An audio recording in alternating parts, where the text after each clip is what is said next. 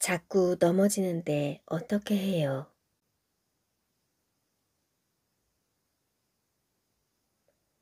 사람은 아는 대로 다 실천하지 못하는 연약함이 있다. 영이 약해져서 낙심되고 우울해진다.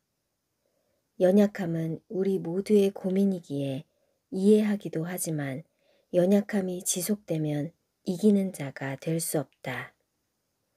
이런 어려움을 고백하는 댓글들이 있다. 뭘 어째야 하는지 모르겠어요. 마지막에 끝인 건 알겠어요. 주님을 끝까지 붙들어야 하는지도 알겠어요. 더는 사람으로 인해 넘어지면 안 된다는 것도 알아요. 하지만 나약한 인간인지라 다시 넘어지고 무너져요. 초대교회 당시 바울과 사도들 사이에 약간의 교리적인 갭이 있었다.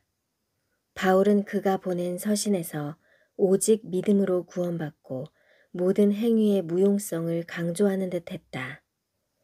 주님으로부터 직접 가르침을 받은 제자들은 행위를 부정하는 영지주의와 니골라당 같은 이단이 등장하자 경계하며 행함을 강조하는 서신을 보냈다. 가장 늦게 기록된 요한계시록에서 주님은 이런 제자들의 갈등을 보셨고 이기는 자라는 새로운 개념을 7교회 모두에게 주셨다. 믿음도 중요하고 행함도 중요한데 이기는 신앙이 되어야 한다는 말씀이다. 결국 이기는 자는 믿음과 행함을 모두 포함하는 개념이다. 믿음으로 된 구속의 속옷과 행함으로 된 의의 겉옷을 모두 준비하라고 하셨다.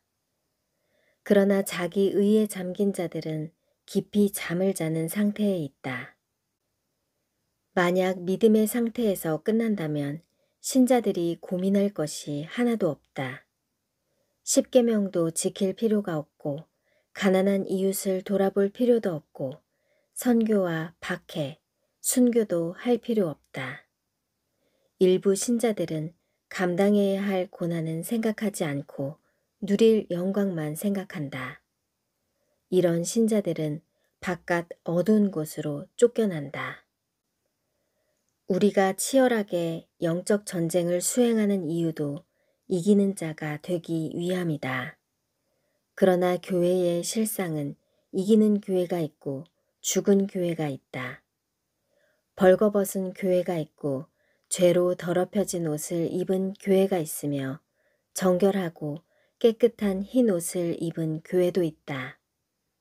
벌거벗은 상태는 가장 수치스러운 모습인데 현대 교회가 이런 미지근한 신앙을 가졌다고 하신다. 육신이 연약하여 자꾸 넘어집니다. 어떻게 해야 할까요? 주님께서 베드로가 넘어질 것을 알고 계셨다. 시험에 들지 않게 깨어 기도하라 말씀하셨다. 신앙이 좋은 신자들도 때로는 지치고 힘들 때가 있다. 영이 약해져서 낙심할 때도 있다. 다윗도 이런 위험과 공고한 영혼의 상태에서 자주 기도하였다. 가뭄에 갈라진 땅처럼 주님을 목마르게 그리워합니다.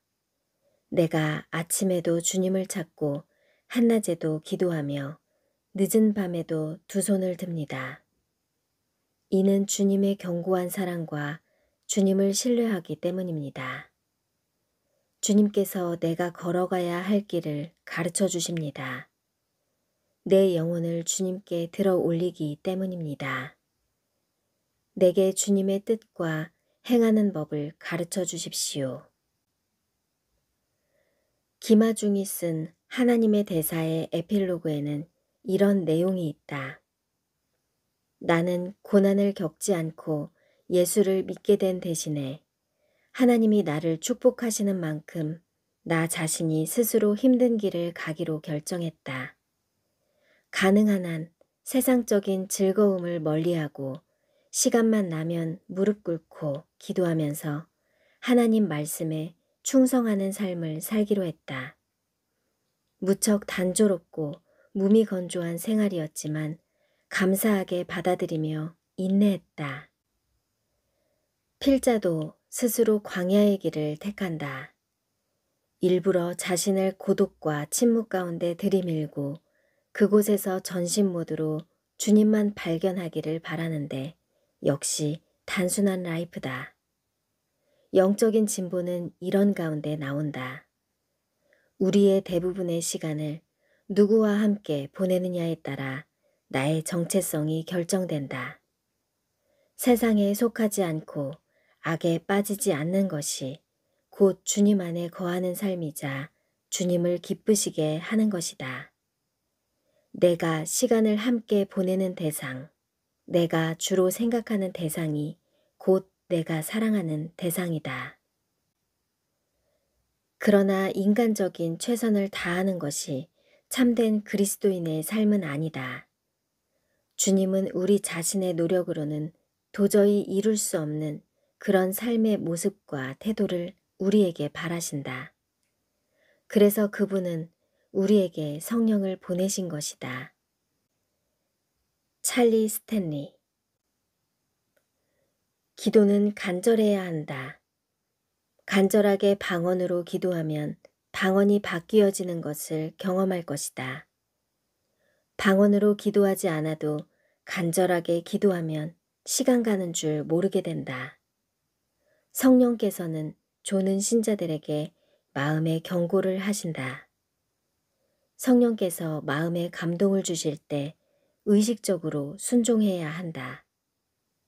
불순종하기 시작하면 성령이 근심하신다. 주님은 우리가 성령 안에서 강건하기를 원하신다.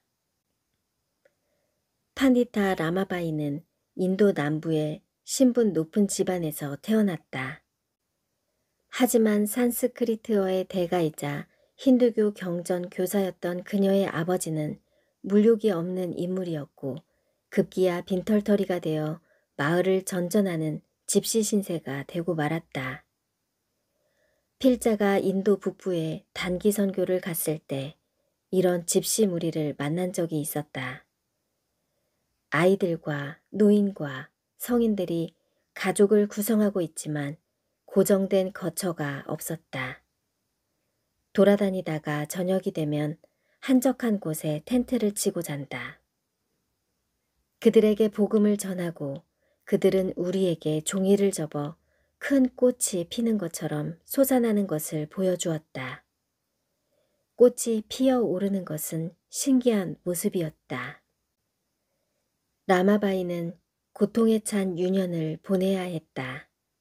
그마저 잇따라 부모 형제를 잃고는 더욱 암담한 현실에 처하게 되었다. 그럼에도 그녀의 뛰어난 지성과 위트, 즉흥적으로 산스크리트어 시를 짓는 재능은 당시 인도 사회에 센세이션을 일으켰다.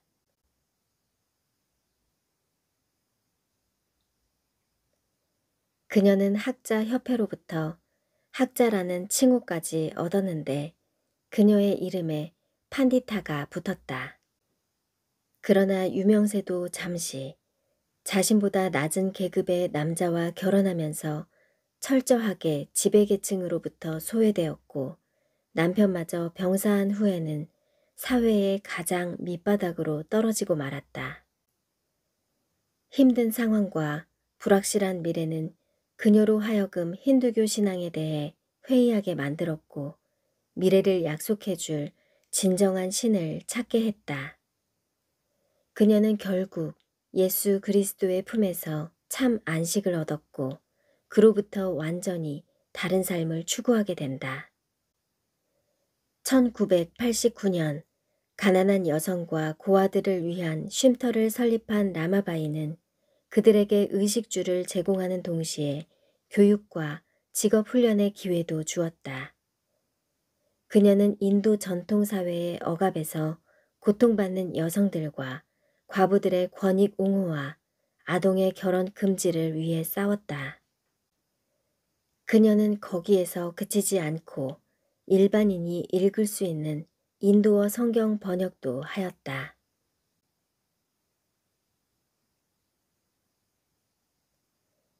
그녀의 믿기 힘든 불굴의 의지는 무엇보다도 끊임없는 기도와 성경 공부에서 나온 것이었다. 경무에 시달렸지만 그녀의 하루는 언제나 새벽 4시에 간절한 기도로 시작되었다. 전도자이자 성경 교사이고 약한 자들의 자애로운 어머니였던 라마바이는 소박하고 순전하게 간구함으로 살아온 자신의 인생을 이렇게 표현하였다. 무릎으로 사는 그리스도인.